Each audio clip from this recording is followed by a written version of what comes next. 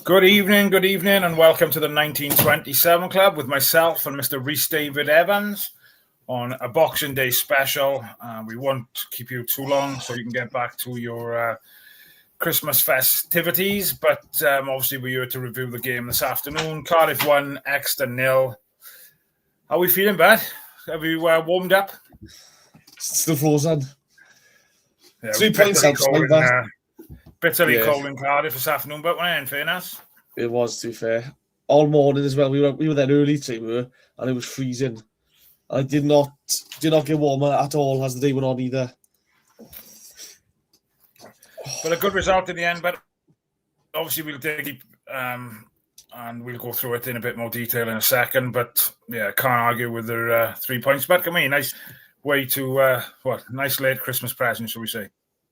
Yeah, December's been so poor for us in recent years.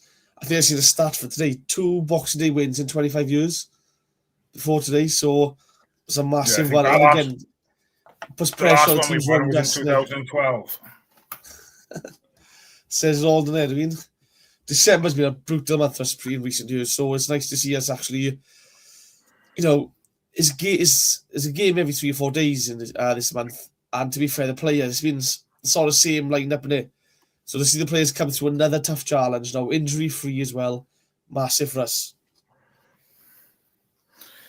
Obviously, before the game as well, his press conference midweek, he was saying that there's, 3 or 4 struggling to make the game due to illness, but I think they all featured today. I don't think there was anybody missing that he mentioned.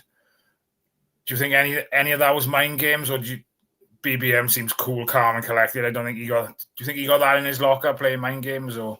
Well, we were talking about this before the game, and I was saying it's like because it's a game every 3 or 4 days, and the pressure's going to build, and some players are going to have an off day. And part of me, I said to the boys, I won't be surprised if it's a case of this will take the pressure off a few of them now. Like they say there's a bug in the camp, a few of them are not quite 100% right. If what it was a bad game, it takes the pressure off. But then after look at the first half, you're kind of thinking maybe there is an illness going into the camp. Because the first half, they looked quite off it, didn't they? Yeah. So part of me then was thinking maybe that is one or two of them, struggling a bit. But it could be a bit of both. It could be like one player's out injured or a bit of the sickness bug. Say 3 or 4. Take the pressure off the others. But yeah, I don't know. It might be mind games, I'm not sure. No, I don't think he got it. Well, we're top of the league. We haven't got to play mind games, really. We're not chasing anybody down. So this, when I say that, and I go back to the Kevin Keegan interview years ago. You can remember that? I'd love it. I would love it if we beat them. Yeah, but all fun and games.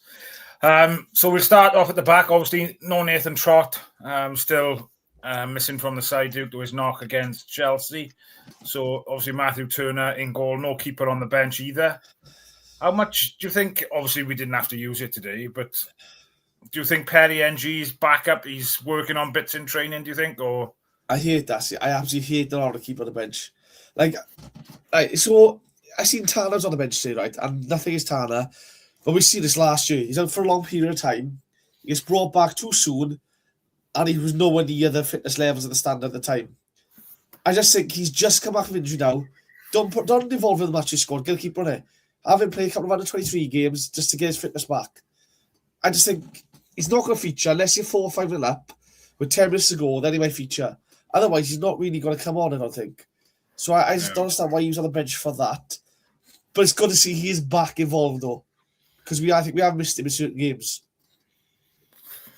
Yeah, definitely. And I think, obviously, our wide men struggled at times today. I think somebody said in the WhatsApp group before the game started this morning that although they're towards the bottom, I think they're in the relegation zone now after today.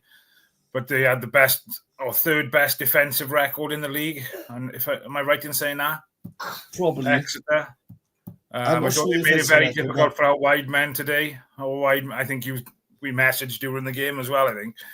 And, we kept cutting inside and we just weren't getting much joy on them flanks.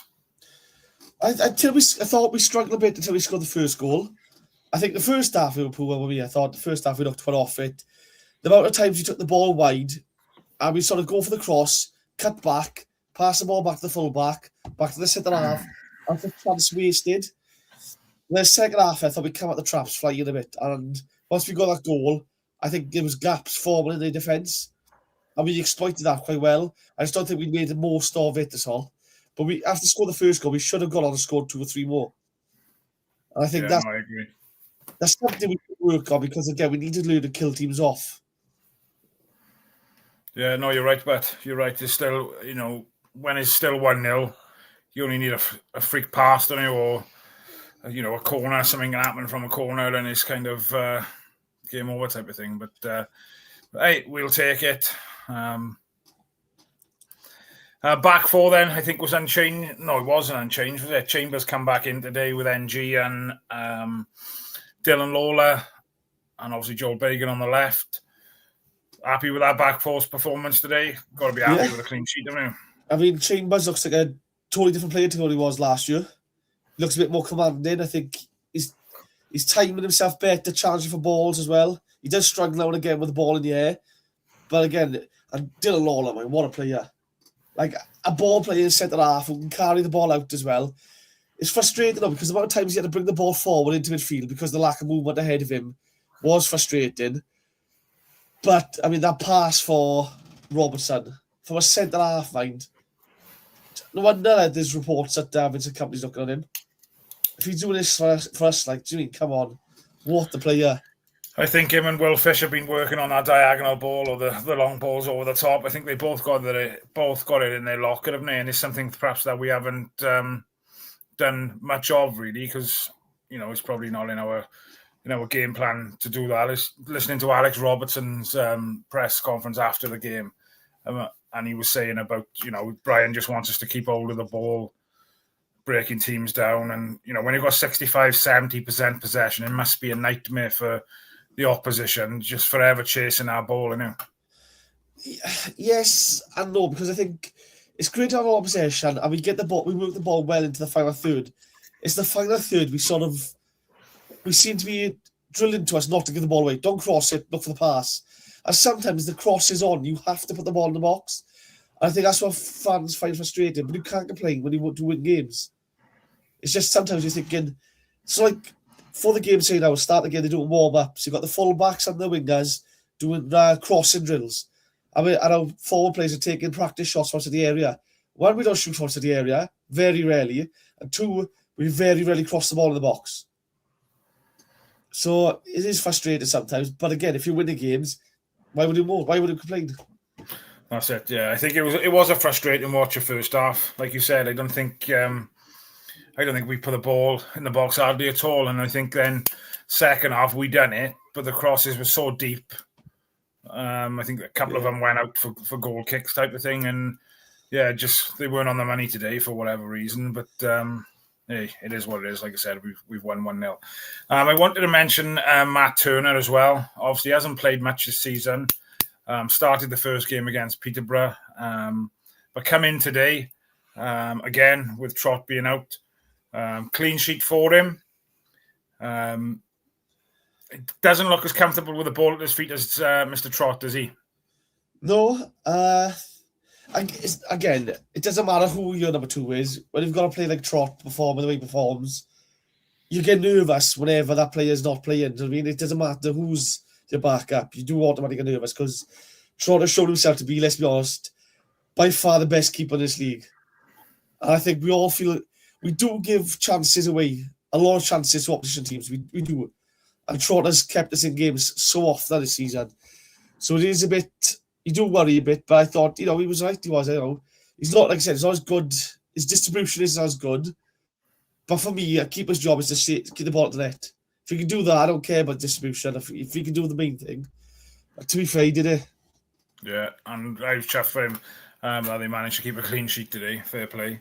When we're talking about goalkeepers, their goalkeeper had a lot more to do than perhaps, not much more, I don't suppose, but I don't think Turner was called upon too much. It was a couple of blocks from defenders in front of him in the second half, but I thought their goalkeeper had a couple of decent saves as well, stopped us going further ahead. Yeah, we were saying about how short the keeper looked at one point.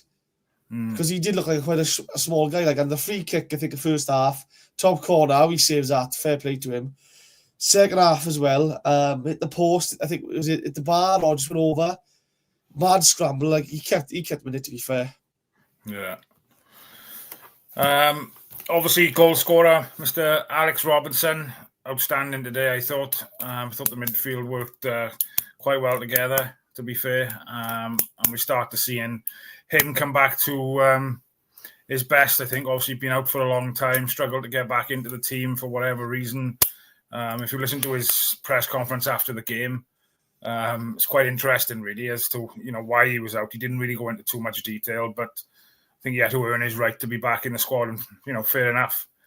But what was your overall opinion of his performance today?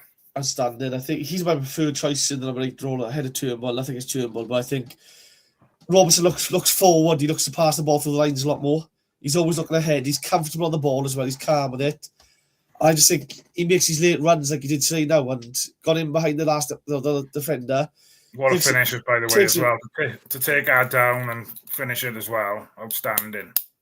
Takes the ball down well. First touch, away from the defender and put it in the net. That was outstanding today. Really good. Our special shout as well to Kellerman. I thought he won the show in the 10 today. Kellerman was absolutely brilliant. Everything went through him. One point, I think it was the second half, he was saying there's 3 men on him. He's gliding past them like they weren't even there. You can see Chelsea paying that money for him. Yeah. It's gutted that it's taken this long to see the best of Kellerman. When we don't know if his loan spell's going to end now in January or if they're going to their 16th. Is that his best position playing there rather than out on the wing? I think, without question, he's, like you said, he bossed that game today. He looks so dangerous with space in front of him, didn't he? Yeah, I think when you're on the wing, there's only one way to go. You either cut this side or go forward, really. But, you cut this side all the time. When you're on the 10, you can go left, right, you go with the middle. And I thought, you give him a little bit of space, he takes a mile to it. You give him a yard, he takes a mile. He was outstanding at 10. I thought he linked the play well with the wide men. I thought he brought Isaac into play quite a few times. I thought he was brilliant as well, Isaac. 60 minutes, he was outstanding. The pace again. And that's something we miss when he goes off, is the pace then. But yeah, Kellerman, I just saw you run the show today. And the 10 is his position. Yeah. Again, I thought Ashford was decent. Obviously cuts back in on that left foot. And I think we're all screaming to shoot. But like you said, they don't shoot from outside the box very, very rarely, do they? Yeah, they always look for that one more pass. And again, you understand this sometimes because they are trying to work the ball in the box into goal score positions. But when you see the goals we concede, it's always a pot shot taken from somewhere. It's a deflection, it bounces to the right player. You just think if we did have him more, maybe we'd get 1 or 2 extra goals. So, but again, when you win the games, you can't really complain. No. Obviously, Yusuf Saleh up top. I thought his goal that he had ruled out was a bit harsh. I don't think it was offside. It was for pulling one in or grab. Well, we could see it. We could see it our end. It looked like he just out-muscled the defender.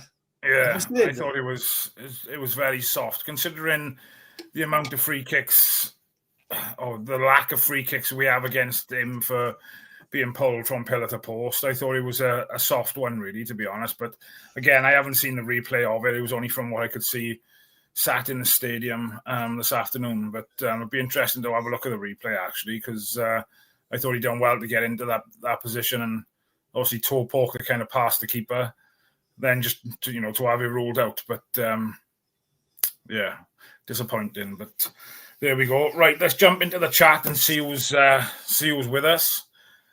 Bear with me when I navigate through this. I don't know if you know this woman, but do you? The mother. Lorna Evans, Reese's #1 fan. The only one. Yeah. Is it right? Lorna goes on to say then, is it right? That's the first win on a Boxing Day for a long time. Yes. 2012 was the last one, Lorna. Jonathan says, is it that cold in Swansea, Reese? Is that why Swansea had no fans today? They were all in their caravans to keep warm. To be fair, I'm also watching Cardiff play. They can't watch a real team, they did. I'm not saying anymore about Interesting that BBM went public in telling Lola that he's better off staying put to get first-team football. Clearly, some clubs must have made contact for that to come out. I think he was asked the question in the press conference about the rumours this week of Bayern Munich getting involved. And I think he pretty much said, the boy's young. We can give him first-team football here at the moment. A lot of players go on to these, bigger clubs then perhaps, and perhaps don't feature for 2 or 3 years. But at the moment, he's a Cardiff fan. He loves Cardiff. He's enjoying being in the first-team squad, and he's playing regular. So obviously we've tied him down to a longer contract. So if he does go, it's going to cost someone. But how can I just find it hard if somebody like Bayern Munich come knocking? How can we refuse that? Or how can he say no to that? A few things here though is right. So obviously they can't make contact with the player. They have to speak to the club before they make any sort of contact with the player, as it goes. The worrying thing for as an outsider, say I'm not a Cardiff fan, would be there's been players in the past. I think was it something Jennings years ago left Tranmere Rovers by Munich, never played for them. They went out there, didn't come close, ended up back in lower League One. So League One to the Bundesliga is a massive jump, right?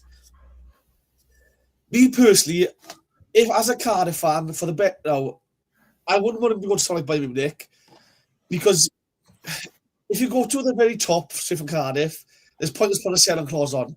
Because after Bayern Munich, the only place to go upwards is going to be Madrid. Do you know what I mean? So if you sell to a Dortmund or you sell to a club that does develop youngsters and sell on for bigger money again, that's where you make your money in the sell-on clauses. I don't want him going to Bayern Munich. I want him to be selfish. I want him to stay Cardiff, get to the Premier League, captain the Premier League. But again, if a club comes in for £30 million, which is what we got to start being serious about now, because if you could spend £15 million on Joe Peru, is it? 15 million from Leeds or whatever. Is that worth it? Is Joe Rodon really £15 million to Spurs? Come on. Lawler's 10 times the player he is. So I'm slapping a silly money on it. And again, he's under contract with us. No offense. If we say no, it's no. Yeah, no, I agree. How much has Vincent Kompany been speaking to Mr. Craig Bellamy, do you think? Well, it does come across quite often, things like certain Cardiff players are linked to certain clubs after Bellamy spoke to someone else, and sometimes it does feel like he's a case of you need to leave Cardiff. It might not be that way, but it comes across like that as fans. So I don't know if it is not a vendetta, but a grudge maybe. But even if it's a case, I don't give a fuck. I'll see. If you want Dylan Lawler, cough up the big money or piss off. As simple as that. Don't waste the boys' time. Don't waste our time. Either come up with the big bucks or cough somewhere else. So Si needs to cut that little statement out now and post that all over socials, and hopefully Bayern Munich will catch wind of that, and you'll get a bit of credit for it then, but happy days. Let's be honest, it's not as if the Germans ever got mad before, have or anything, so... Jonathan Mordecai says, Tanner's been on the bench for the last 2 games, could be a way of reintegrating him back into the team, getting him involved. Yeah, like you said, it's a strange one, really. Obviously, he's integrated into the team in training, 5 or 6 times a week, isn't he? So it's a weird one, but... Yeah, we seen it last year, especially towards the end of the season when he came back after a long injury out. When he did come on, he was so off the pace. It was, I wouldn't say it cost us, but it was like playing with 10 players at sometimes. And it wasn't his fault. He wasn't match fit. He just thrown in the deep end. I'd want him to be involved with a few of the under-23 games just to get some fitness in his legs and use that space to put a keeper on the bench, personally. Yeah. Lona is looking forward to Monday night's game. Wrap up warm, Lone. It'll be bloody freezing. Evening, Paul. How are we, buddy? Gavin says, Stevenage on Monday will be a hard game. A bit like today. They have only let in 15 goals all season. Will they come and try and play football, or will they park the bus, 10 players behind the ball? I'm not sure. I can't remember. I know we didn't play them that long ago away. I think that was a scruffy 1-0 win, wasn't it, I think? Robo scored, didn't he?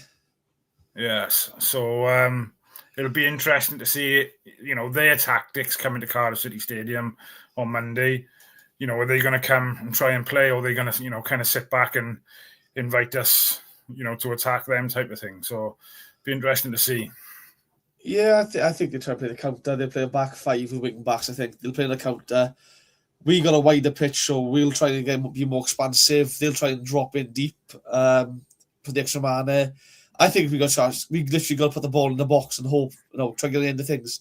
If you get one goal, then all of a sudden, I want to see the floodgates open, but then once they go goal down, it becomes a case of they'll push an extra man forward, they'll leave a man forward, there will be spaces open up like today now after we score the first. Gaps start opening up with their defence, and we just got to be ready to exploit it. Yeah, agreed. Jonathan just confirms there that Exeter had the third best defensive record before today. Lorna Evans says, hopefully a better atmosphere. So I don't think we mentioned this. I think we talked about this before we come on live. Yeah. The official attendance today was 22,291. From where you were sat, you seem to think that probably weren't that. Obviously, the season ticket goes into that as well. But the atmosphere seemed pretty flat here today, but didn't it? It wasn't as loud as what it perhaps normally is. It was dreadful, the atmosphere. We're the back, the can't dance. We try and get a chance to go when we do. And there was nothing today. There was no one was joining the chant there. It was hardly a chance going off. There was the odd, last Christmas with the Sol Bamba thing. The drum was going off at one point and no one was singing. And then you had two defenders at Canton trying to get a chant going, both different songs. No one joined in with either. It was just so bad today, was the atmosphere. And again, it's Boxing Day. It might be a case of people are tired, people are just not up for it, but I thought the atmosphere was really poor today. And I've seen better atmospheres where there's a lot less fans there. It just... Yeah, fair play to the Exeter fans travelling up as well. I know it's probably one of the shorter away trips that they're going to make. Also, they got Plymouth. I don't think they see eye to eye very much from some of the chants they were shouting about Plymouth Argyle. But I think there was over 1,500 of those travel up, and they were fairly vocal throughout, weren't they? Yeah, we were speaking to Exeter fans for the game, funny enough. And they, to be fair, they did say they travel quite well. I think there's 3,000 of them going to Man City in the Cup. I think they said they took 900 of them to Wimbledon. And again, people like to criticise, call other clubs or small clubs and stuff. A fair play to a team, 900 fans go into from Exeter to Wimbledon. So it's not that far, but still 900 fans is it's good turnout for them. And I did say 1,000 fans, good turnout. They were loud in parts. I just thought, but again, I thought today was a very poor atmosphere generated. And it doesn't help, does it? When you got the family stand next to the way end. And the size of the segregation between the two sets of supporters. The Chelsea game showed we can be next to each other, there's no trouble. But for Exeter, you have to have a massive separation. No atmosphere. It's just killing us, it is. Yeah, for the Chelsea game, the only gap was like a steward, basically. It was. Yeah. There wasn't a gap, was it? And there was zero trouble. Nothing. And it was a good atmosphere. It was a great atmosphere. But they look at saying now, there's massive sections of areas. No, there's no one there. It's been separated for the fans. I think, come on, man, sort it out. Like, it's killing the atmosphere. We're a promotion chasing side. Gavin Callan says Chambers looks undroppable for me at the moment. From where he was to where he is at the moment, he's like a different player. His confidence has gone through the roof, I think, and he is providing to be a leader at the back for me. Again, he's quite comfortable taking the ball forward, and I think you said earlier, perhaps doesn't look as comfortable in the air at times, but he's definitely upped his game and shows how professional he is, really. His experience of perhaps over the years, maybe, not being in teams all the time, and how much you've had to knuckle down and work at it, to get back in the team. But he's been outstanding for me. Yeah, early on the first half, he threw his body on the line to stop a shot. I think it does help having a very mobile centre-half next to you as well. Last year, it was Imon Gutas, and to be fair, he wouldn't say either very mobile or quick or coming back and stuff. I think once today, they tried to beat him with the ball over the top there, but they were flagged offside. But again, when you got Lola, who's got the pace and the legs, who can't get back and forth, it does help. But yeah, I thought Chambers again, another great game for him. And last season, I was very critical. It's got to be good for the like Dylan Lawler then, right? Obviously, the last couple of games he's made a mistake. That pass in the Chelsea game, and I think he made a mistake in the last game as well. To see what kind of Chambers has gone through and the kind of scrutiny he was put under, and then to see how he's come back and he's come back into the fold and how strong he is now, that's got to be another good thing for a youngster to be able to look at and learn from, really. Yeah, and it's good. It's good to see as well. Lawler does make a mistake against Chelsea. No one mourns, no one blames him. There's nothing because he's a Cardiff youngster. I think when you looked at Chambers last year, it's someone who played for Arsenal, for Villa, and England Cup, but you're thinking he doesn't look like nobody the standard last year. But whatever's happened is this season. It's night and day. He's a different person. He looks more commanding at the back. And the problem is he has one good game and he gets dropped. He does. Not saying he should play every game, but it's even hard then to build momentum when you get dropped after a good performance. So all credit to Chambers for this year. He's one of the most improved players from last year for me, and it's all credit to him. Yeah, fair play. Vincent, good evening, my friend. Jonathan says, nice to see players can still mix it up. We won't beat everyone the pretty way. We need to win ugly on times. 100% agree with you, mate. It's a long roll season, 46 games. And yeah, couldn't agree more with that statement. But Paul, so many games this season, we dominate play. But when we have the amounts of possession, we see to create half chances or forward, backwards or switch and try the other wing and repeat, rave and repeat. Any chance we buy another striker in January? I think Jonathan goes on to say then this Biancheri was in the stands today, so that'll be interesting. We don't buy no one in January. What's that? We won't buy no one. It'll be loans that come in, I think. Yeah. But do you see him this youngster then coming straight in and being thrown straight into the mix? I don't think he's the same. He's not a big boy, is he? I don't think, from what I remember. No. He's more like Robbo than he is Saleh, I believe.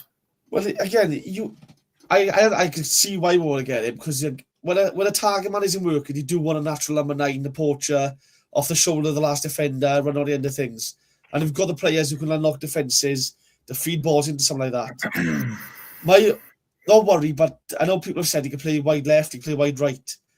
My only concern is, does that mean we're losing Kellerman? Is that him? Does that mean he's going back then and this is coming to replace him? Because if I had a pick, I want to keep Kellerman because I think he's forming such a good partnership with some of the players now and he's flourishing under this BBM style. It's a risk bringing someone new into it in the hopes they pick up and then kick goals straight away. The thing is, you say new as well, but obviously he's been involved and he probably played with a lot of the boys, the younger boys in Cardiff, because we sold him to Man United, didn't we?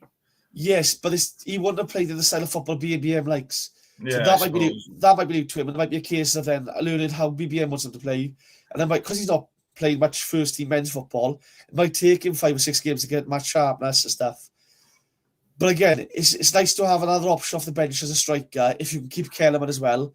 Because I reckon he can feed balls to and he can get off the back, the shoulder of the last defender, get on the end of things. And now, if he gets a couple of games, 1 or 2 goals as well, it's nice. It's another nice option to have to come off the bench as well. Like, yeah, no, agreed.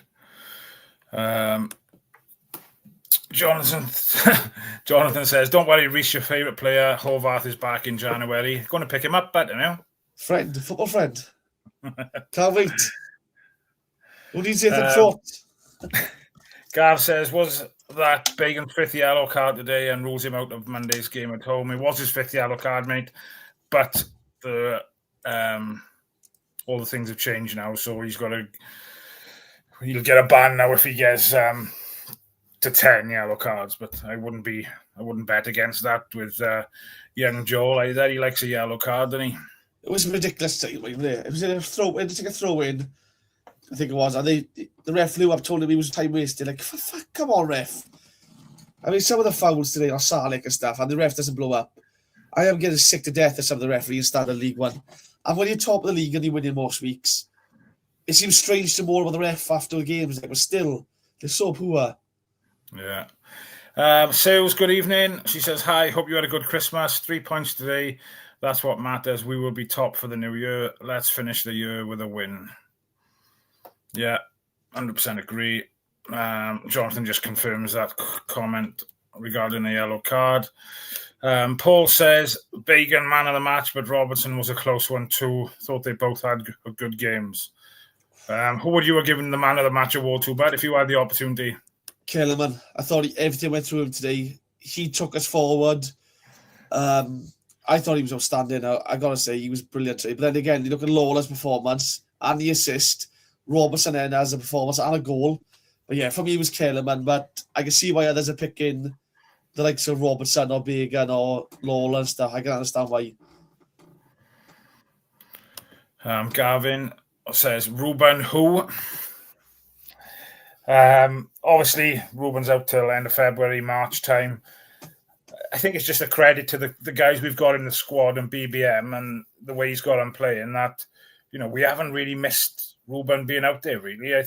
I thought we might miss his press and his energy and the amount of running he does. But at the moment, mate, we're touch wood is, we're coping well without him, mate, aren't we?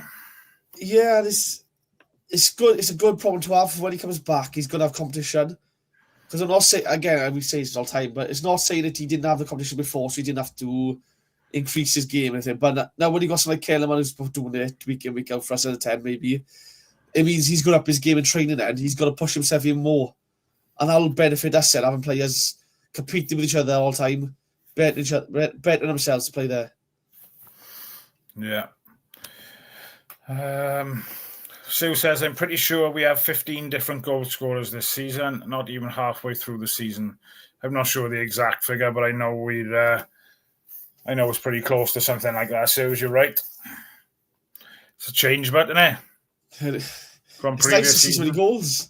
Yeah. I was saying today, now, I'm nice to actually go to games saying, we're going to win today. Oh, we can beat these. Oh, we should walk past these. It's nice winning games again. Yeah. Jonathan says the goal getting ruled out looked very soft, especially as Exeter were nudging players off the ball all game and nothing given. Yes. I think the referee what's the word? Panicked a bit. And he thought, if I give this as a goal now, I'm in trouble. I'll just blow up and hope for the best. And again, that's what happens. It's happening a lot in this league. The refs are unsure and they just, I don't want to make mistakes, so I'm just blowing up now and just giving it to the opposition. Yeah. Last comment, and we're going to jump to a video and then we'll come back into the comments. Paul says, I'd like to see Isaac Davis play through the middle or next to Saleh. I think at times he's wasted out on the wing. What's your opinion on that, Bert? His pace is blistering, to be fair, and he's getting beyond the defender so often. The biggest compliment I give him is when he goes off, you really see how much we miss him. Because the amount of times, say, being against the ball, and you look at the Willock going, go forward, make a run. But he just stands there with the ball because he hasn't got the pace. But if that's Isaac, he's gone. And the ball over the top is into space for him, man. I'd like to see him for the middle, but I do think defenders would kick the shit out of him, to be fair. Saleh takes it, to be fair, doesn't he? He gets kicked all over the place, but he holds the ball up well. I think they target Isaac Davis, and they'll go for his legs, I think. So my only concern is that, as a 10, maybe, you can play as a 10 / inside forward, false number 9, when he makes the run in behind with his pace. Maybe that works. But then you do lose a bit of creativity from the natural 10 we have. I think Kellerman or others a player. Yeah, no, I agree. Right, jump into the video. We'll be back to answer more questions in the chat. So see you in a minute. Christmas is coming, and let's be honest, so is the stress. Family are popping over, friends are dipping in, and suddenly you're noticing everything that needs cleaning. The carpets, the oven, the bits you've been putting off all year round. But that's where How Low Services come in. They take the pressure off with one-off or regular domestic cleans, oven cleaning, carpet cleaning, steam cleaning, fumigation or sanitisation, so your home feels fresh, clean and guest ready. No panic cleaning, no late nights, just a home that you can be proud to open the door to. They cover all of South Wales area. How Low Services are reliable, professional, and they are here when you need them most. So this Christmas, you can focus on your guests, your family, and the moments that really matter the most. Let Howlow Services handle the clean. Book now via their Facebook page or on WhatsApp using the number below, and enjoy a stress-free Christmas.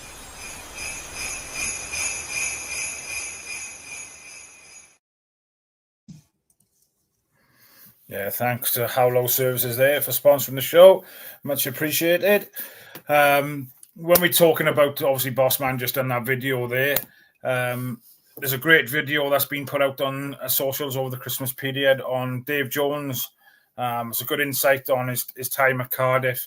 So if you do get a chance to have a little look at that, go on to Cardiff City World and have a little look through that. Is a great insight. Great manager, wasn't he? And yeah, it was great that Si could have the opportunity to interview him. Yeah, again, listening to him like talk about how he signed a young winger in Peter Whittingham, I thought he'd be better through the middle.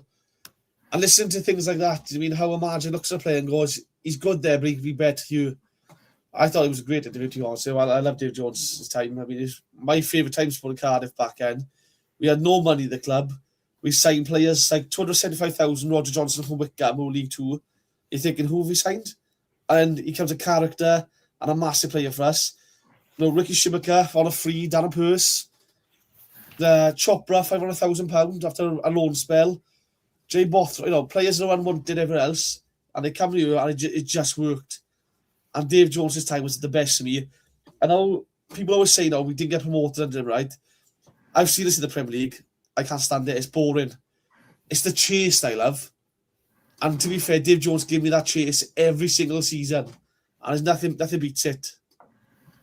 Surprised he never went on and got back into football. I know he had the odd job here and there, but kind of nothing afterwards, was it really? I know he was Sheffield Wednesday after us. I know he ended up at Hartlepool. Something happened at Hartlepool. I don't know what happened there. But you just look at the job he did at Cardiff, and I know we've heard stories about how every single transfer window, a Premier League club will come in for Peter Whittingham and come to us, and you go, no, I'm happy, I'm staying here. I'm surprised every time a manager was sacked in the Premier League, the relegation sort of team, how no one came in and went, Dave, come here instead. Because again, the job he was doing, like he was having to sell players every year, his best player every year, £5 million he had to raise every single season. And he would go out and sign someone else as well, sign another 2 players. The job he did was outstanding, and if it wasn't for him, we wouldn't be where we are today. Like, you look at the foundations he laid for us. Malky would never get promoted if we ended up Dave Jones before him, because the foundations he laid to the club before it. So if we get a chance, have a look at that video. It's a good insight to his time at Cardiff. It's definitely worth a watch. I don't know what to make of this comment, really. Halftime Oranges. Can we do an East 17 Christmas song for Dylan Lola? Stay Another Day, featuring Reese, Si, Matt and Evan. Do we get the white winter coats paid for, or do we have to buy ourselves? Paul, Tanner's going to get more minutes than Robertson, and Tanner's been out with that injury. Don't jump on the bandwagon, Paul. Don't do it, my friend. Yeah, maybe this is why Bianchieri's coming in. Maybe they are looking to offload Robertson. I don't know. It's surprising he didn't come on today, if I'm honest now. But yeah, I don't know. I don't know what's going on there. I know with the contributions he's making when he comes off the bench, he's a team player. He's when the youngsters goes off, he's the first over to hug the youngsters, to check on them. Brilliant off the pitch. Yeah. I'd like to see a bit more on the pitch, but then again, it is hard when you're playing 5 minutes here, 10 minutes there. It's a tough one. Jonathan says, shows we don't get the same luck as the big clubs. Martinez handled the ball in the box blatantly, but VAR rules no handball, no penalty. Is that a Man United game, is it? VAR are an absolute joke, honest to God. Reese, what did you say your brother bought from B&M and made you stop for again? He said we had to go to B&M to pick up something important. Ended up picking up cotton earbuds and brown sauce. What a combination. I don't know where. We spent about half hour in the mind, got down the same aisles. That doesn't surprise me with Jamie, to be honest, man. He's a big honestly. Evening, gents. Missed the game, but saw the highlights. What a goal. I'm not sure how much of the squad were available for selection, but pulled a result when needed. Everybody was available, Ev. We were talking about that right at the beginning. Yeah, apart from Drott. Gavin Kellan says apparently there's only 400 tickets have been sold for the away end for Monday against Stevenage. It's a night game. It's a Monday night game. That's a strange thing. People are back in work as well, do you mean? So this is a tough one, especially for Christmas where there's so much football going on. You got to show respect to the fans who do travel because it's a lot of money going to games and stuff in the country following the club. Like, so that's off fans who are coming there. And hopefully, fair play to. Go on, sorry. I'd say hopefully they come to Cardiff now Monday, see us score 7 past them. I say they see a couple of goals and then go happy, can't they? Yeah, agreed. But yeah, I think Brian Barry Murphy said in his press conference after the game as well, you know, that the crowd today was fantastic, great numbers type of thing, and he hopes for more of the same on Monday.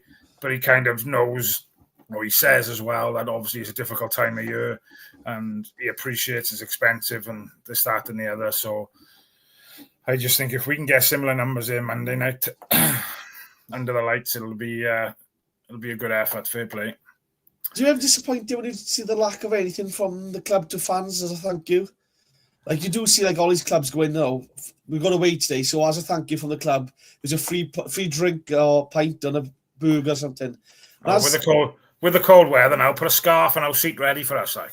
Oh, that again, huh? Girl. But again, I like to think that clubs would do something as a thank you for coming and supporting us over this period. I don't know. I just think it should be a bit more. Free cup of Bovril or something. Free hot drink for every fan that goes today. And all free soft drink for the children or something. Again, it's not going to cost a lot of money, but it's something that would go a long way with the fans and going, the club cares, that I care. Yeah, interesting, but I doubt it'll happen though. No, same. Jonathan says he thinks Biancheri replaces Nayakawa, who goes on loan. Let me get more options because obviously you can play across the front three. Yes, could be a very good shout, John. I think a few go loan in January, if I'm honest, though. I think a few go out.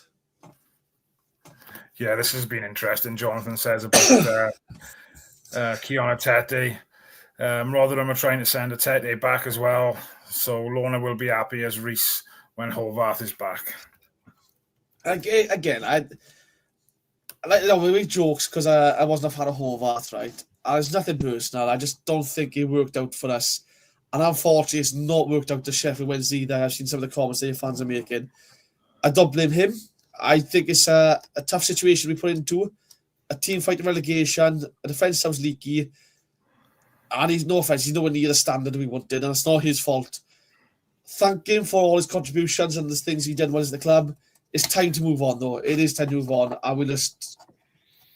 There's nothing else you can do, really. It's pointless him coming back, being a third-choice keeper, because in my opinion, Turner's ahead of him. And I wouldn't want to see Turner get dropped from the bench for Hovarth, because I think Turner's development, he'll push him on well beyond his career past where Hovarth got to. Would you be under the same thinking then with Keona Tete if he was to come back in January? Well, again, his role is the same as Salek's role. And again, if you compare them, his apples and oranges, Salek looks like a proper striker. Nothing against Keona Tete, but for the 2-3 years we've seen him start up top for us, how often was he on the floor, hands in the air, whinging? I don't think BBM would be happy with that. I think he'd get wound up and take him off. Nothing against Keona Tete either. It didn't work out for us. It's not worked out at Rotherham. Another player, maybe we should look to move on. I'm surprised he gave him a 2-year deal, if I'm honest, though. But I'd much rather see one of the youngsters give him a chance ahead of him, if I'm honest, though. I just don't think he offers us enough. And again, it's not his fault. I just don't think it worked out. Thank him for what he's offered us. Move on in January if we can. Yeah. Newport players. Nothing against him, but give him a go alone if we have to, if we've got to get game time. Yeah. 0-0 draw today. It's kind of stopped the rot there a little bit, maybe. They've gone anyway, let's be honest. We've only one club in Wales that people know about. This is probably one of the most diehard fans who follows the city home and away every game without fail. We take it, lads. Good thing is we ground out the result. Great to see Gavin Ray after the game. Yeah, he was down for Christmas dinner with Alex, I think. Jonathan says, Nayakawa, Giles and Mafiko are going out on loan, possibly more younger players as well to gain experience. I think Rindolph gets recalled in January. I think Rindolph goes elsewhere as well, if I'm honest with you. Is that because Newport don't want him there, or do you think we need to have him at a... Does he go to another League 2 club, do you think? Or a few things. One, I think he needs to go to a club that creates chances. No offence to Newport, but let's be honest, they don't look like they're going to score a goal at half time. They look shoddy. I think they've seen him score from the halfway line last week. That Leicester boy on scored from the halfway line. Brilliant goal, but they don't create enough chances to me. They scored goals at the Cardiff City Stadium, mind. Well, they scored one, and it was a Cardiff City product scored from. But let's be honest, that's all they've done this year. They'll be in the conference next year going, oh, we Cardiff, didn't we? Oh, we embarrassed ourselves at the league. We're the worst club in the Football League, but at least we beat Cardiff. Come on. This one's been a bit of a weird one. I know this. I still don't know what the issue was, but obviously he's been away from the squad for quite a while. But Jack Alnwick apparently is back in training. Jonathan says, I have him ahead of Hovarth. So Hovarth would be fourth choice keeper. I would agree with that as well. Yeah, that's why I think Hovarth goes back to America in January. It says a lot, mind right, when I think we had I think it was a Luton fan was on me, and he said, we want promotion with Luton, and they weren't happy with him. They didn't feel comfortable with him. I seen a couple of Forest fans say the same thing. They weren't comfortable with him. It's come to us. We weren't quite impressed with some of the performances. Sheffield Wednesday fans haven't been impressed. Maybe it's a lot to ask for someone to move countries, move continents to play football. Be so far away from your family all the time. Maybe he goes back to America. Maybe he has a great career in America, and if he does, all the best to him. But it didn't work out with us. Yeah. No, agreed. Right, just before we start wrapping up, a couple of things just to mention. If you do want to become a member of Cardiff City World, you can do and support the channel by scanning the QR code in the top corner, or you can join via the Cardiff City World YouTube channel. Follow the information on there for the price of a cup of coffee every month. Like I said, you can help support the channel. If you can do that, would be much appreciated. I'm going to try and get a banner going across the bottom. There it is. No, it's not. There it is. It's not very good tonight. I don't know. There it is. A couple of other things to mention as well.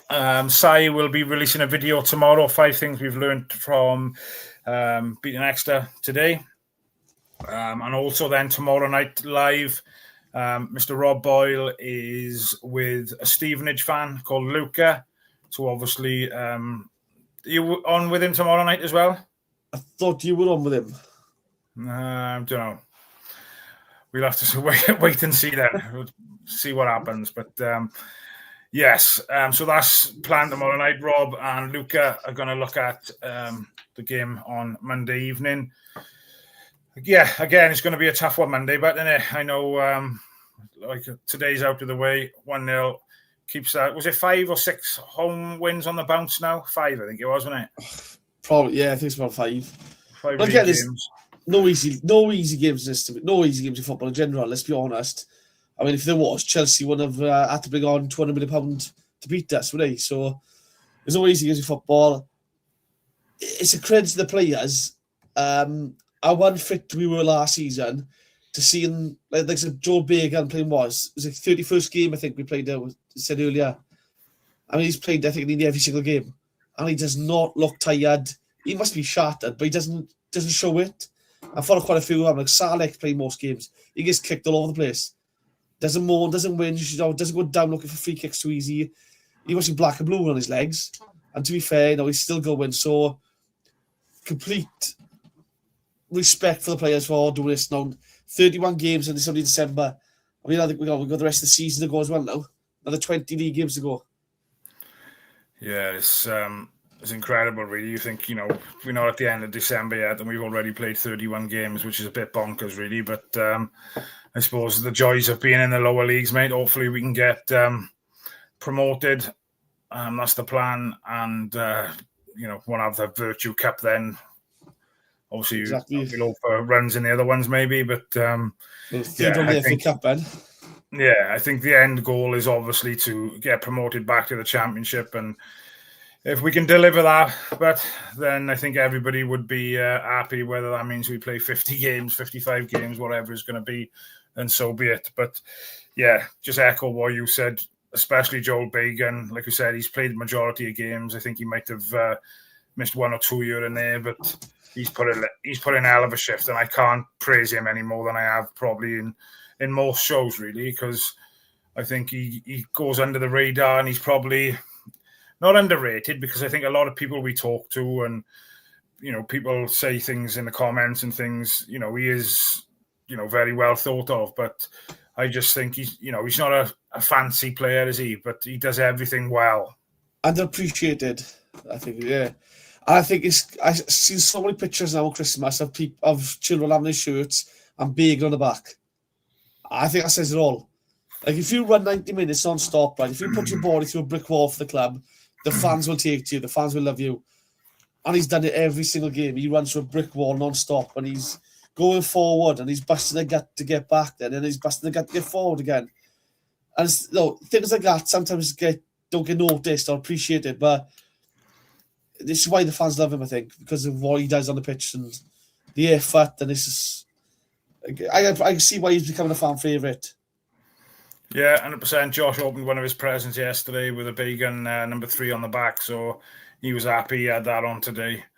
It was a bit, normally when we score, he's kind of coats off, tops off, but I think it was a bit cold today, so he was quite reluctant to do it today. But I thought it was great that, he hasn't gone for like a Ruben Caldwell 10. He's got another shirt with Ruben Caldwell on, but the ones that he would normally choose, then, shall we say, he's gone for one that he chose himself, type of thing. So I really like that as well. So, and that's credit to what Joel Bagan's doing for us. What do you think on Monday, Embert? Another tight knit game, do you think? See, I always say 3-0, and to be fair, I don't think we've had many 3-0s, if any. It's one of those where if you get an early goal, I think gaps form in the defence, and you couldn't get a second or a third. But it's a tough team. But we are home, and the home support hopefully will get the boys going. So I'm going to go for a 3-0 win, if I'm honest. I'll go 3-0 again. I'm going to go for a scruffy 1-0 win. But yeah, I hate 1-0. I absolutely hate it. I do. The game's never over until he blows our whistle, is it? So we give teams a chance. That's a problem, don't we? 1-0. And that's the way that BBM is playing football is so attacking. You make a little error, and you are going to give those teams opportunities. And I think is just grateful. Not grateful. Is the right word, I suppose. But I suppose we've been lucky. Really, the standard that we've come up against so far perhaps hasn't been. We made mistakes against Chelsea, and we got punished for it. Yeah. And in League One, perhaps, the standard is not as great, and that's no disrespect to any of the teams we've played. But, the idea you go up them divisions, those chances are not going to get missed, are they? Yeah, I think there was the Chambers slight mistake against Doncaster. Their player goes through, misses the target. Aaron Colony, Leighton Orient. 3 times, I think, he went through 1-on-1. He scored one of them, missed 2 of them, thanks to Trott. So yeah, it's you do give other teams in the Championship will punish you a lot more. I do think though in the Championship teams will set out to play against us more, which will open the pitch up a bit more and will suit us a lot more. I think teams do a lot of counter attacking against us. They do kind of sit in, try and play defensive, and like Lee Grant said, Cardiff concede more chances than anyone else in the counter attack, and you can see why the centre halves go to the half line. But again, if you go up, you're playing against teams that look to play football. They're going to leave spaces. It's going to be easier to defend against in some regards, and easier to attack against because they're not going to be just 10 men behind the ball. Yeah, I'm just looking. Did you see the Wrexham Sheffield United score after? 5-3. To be fair, what great turning off of them, mate. I seen Oxford won it. 3-1 down after 26 minutes, I think it was. Oxford won their game today, which is massive because it means it drags the Jacks back into a bit of a scrap. But they let me down on my accumulator. 7 teams, and they were the team that let me down. Well, do you not bet on to lose? What's that? Do you not bet on the Jacks to lose? No, Oxford beating right. Southampton. Right, yeah. Southampton. It's a strange one about sacking Gary Rowell because he's the kind of manager you want to hire to keep you up, especially around January coming up now as well when you got a chance to bring 1 or 2 players in. Surprising, but again, can you imagine if the Jacks go down, we go up? Newport out the league. Come on. What have Oxford announced another manager then, or just a caretaker in there at the moment? Caretaker so far, I believe. I've not seen another manager announced. Yeah, but I know, is it Michael Beale has been there? Yeah. I don't remember. Ex-Newport manager, is he? No, he's the assistant to Steve Gerrard at Rangers. He went to Sunderland. So when he was at Sunderland, there was a Twitter account going, Sunderland fans should be grateful to have a manager as good as Michael Beale. Michael Beale shouldn't be at a club as small as this and all his things, really offensive stuff. Turns out that his company ran the Twitter account. It was him doing it, apparently. Oh, nice. He was defending himself all the time on Twitter. Nice. He was at QPR as well, I believe. I don't know what I got him mixed up with then. Right. Thank you very much, everybody, for tuning in. Much appreciated. Hope you all enjoy the rest of your Christmas breaks. I don't know when people are back in work. They're starting the other. Enjoy time with your loved ones. Don't forget to check in on people that might need to be checked in on. It's really important. Something that we're quite passionate about on the channel, mental health and things like that. So, pick that phone up, drop somebody a text, and just make sure everybody's all right. But we'll be back. I'm not sure, to be honest. But Sai's got a video out tomorrow lunchtime, and then Rob and Luca from Stevenage, a podcast that he does for Stevenage, are back tomorrow evening. So tune in if you can. Like I said, thank you very much for tuning in, and we'll see you soon. Top of the league. Straight back up. Cardiff City. This channel is powered by an incredible membership community on Cardiff City World and patreon.com/AcePodcastNation. Becoming a member unlocks exclusive rewards from early access to live event tickets, bonus content, and even the occasional inside transfer scoop when we get it. But more importantly, it allows us to bring you top quality Cardiff City content 7 days a week. Across those 7 days, we're talking match previews, exclusive interviews, instant match reactions, the breakdown podcast, tactical deep dives, the Spotlight series, Bluebirds Rewind, Academy Focus, and just so much more. Led by myself, backed by an army of passionate Cardiff City fans, this is content created by fans, for fans, balanced, professional, and 100% all about the club we all love.